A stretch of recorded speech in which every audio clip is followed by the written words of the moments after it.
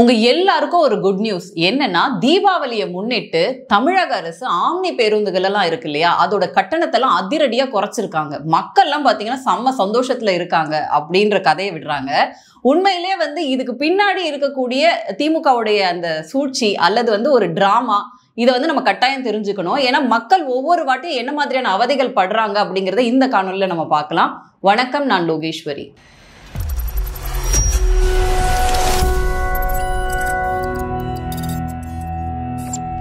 கடந்த 2-3 நாளா நான் ஊர்ல இல்ல, திருநெல்வேலி போயிருந்தேன். ஏன் இந்த விஷயத்தை இப்ப சொல்றேன் அப்படின்னா, பஸ் டிராவல் தான் நான் பண்ணியிருந்தேன். ஏன்னா லாஸ்ட் மினிட் டிராவல் அப்படிங்கிறதுனால நான் லாஸ்ட் மினிட்ல தான் டிக்கெட் புக் பண்ணியிருந்தேன். ரிட்டன் டிக்கெட்டும் ஒரு 2 நாள் கழிச்சு ரிட்டன் டிக்கெட்டும் புக் பண்ணியிருந்தேன்.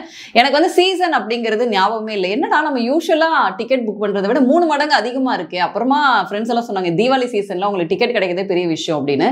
ஸோ இது நான் ஏன் சொல்றேன் அப்படின்னா, ஒவ்வொரு வருஷமும் இந்த மாதிரி தீபாவளி, பொங்கல் அல்லது கோடை விடுமுறையா இருக்கட்டும், இல்ல லாங் ஹாலிடேஸ்லாம் இருக்கும் இல்லையா, இதுக்கு மக்கள் குறிப்பா தென் மாவட்டங்களை நோக்கியோ கோவையோ சேலமோ இந்த மாதிரி சென்னையிலிருந்து வெளியூர் போகக்கூடிய மக்கள் ரொம்ப ஜாஸ்தி. அதே மாதிரி பிற மாவட்டங்கள்ல இருக்கவங்க வேற மாவட்டங்களுக்கும் வேலை பார்த்துட்டு வருவாங்க இல்லையா, அவங்களும் போறது அப்படிங்கிறது ரொம்ப ஜாஸ்தி.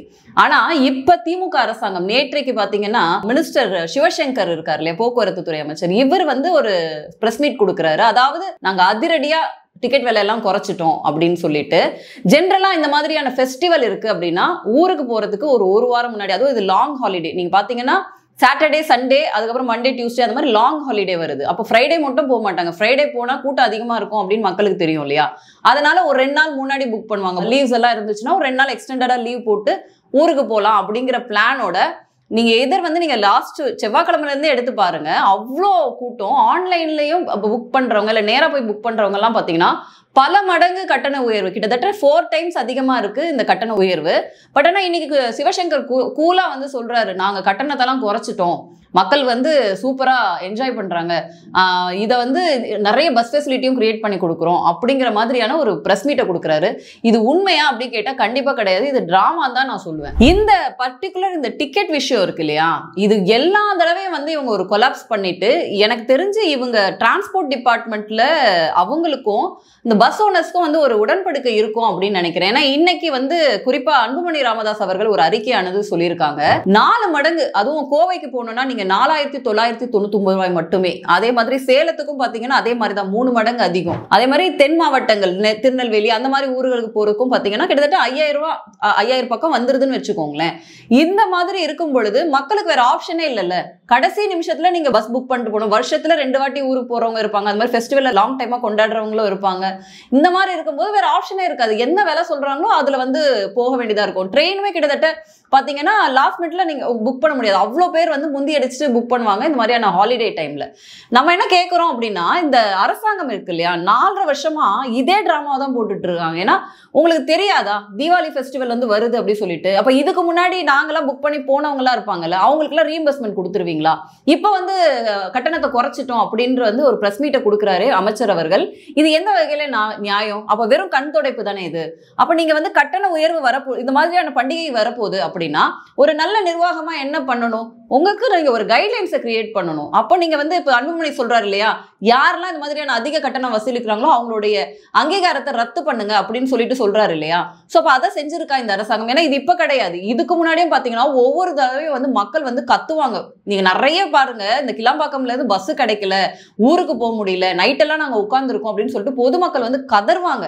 அந்த அளவுக்கு இருக்கும். உடனே மீடியால பெருசா பிளாஷ் ஆகி பிரச்சனை ஆகும் பொழுது பாத்தீங்கன்னா குபீர்னு திமுக உள்ள நுழைஞ்சு அவங்க சொல்லுவாங்க, நாங்க பாத்தீங்கன்னா மக்களுக்கு பாதுகாப்பா நிக்கிறோம். உடனே மினிஸ்டர் அந்த ஸ்பாட்டுக்கே போயிட்டாரு, எல்லாத்தையும் கிளியர் பண்ணிட்டாங்க, பஸ் எல்லாம் அரேஞ்ச் பண்ணி கொடுத்துட்டாங்க, இது மாதிரி சொல்லுவாங்க. அப்போ இதெல்லாம் நடக்க போகுது, மக்கள் இத்தனை பேர் போவாங்கன்ற ஒரு ஸ்டடி உங்ககிட்ட ஏற்கனவே இருக்கும். முந்தைய காலங்கள்ல இது ஏற்கனவே நடந்திருக்கு.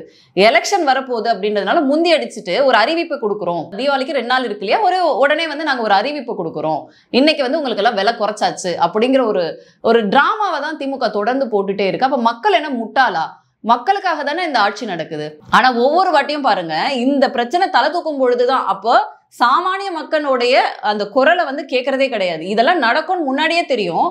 ஃபுல்லா பண்ண விட்டுருது. ஃபுல்லா புக்கிங்லாம் முடிச்சுட்டு பாதி பேர் இன்னைக்கு ஊருக்கே போயாச்சு.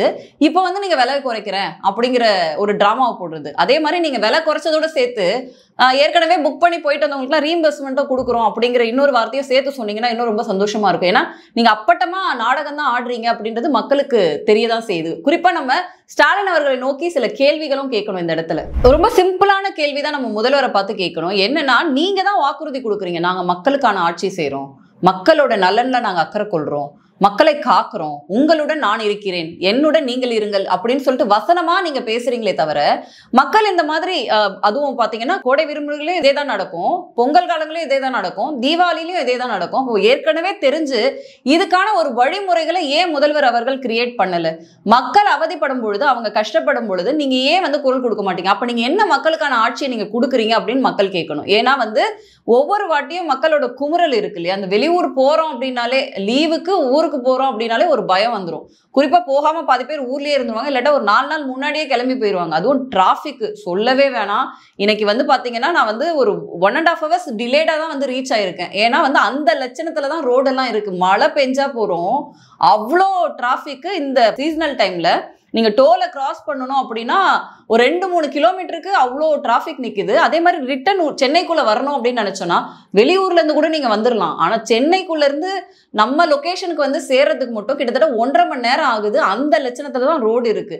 ஸோ எந்த வகையிலையும் மக்களுடைய நலன்ல வந்து அக்கறையே காட்டாத இந்த திமுக அரசை நம்ம என்னவா சொல்லணும்?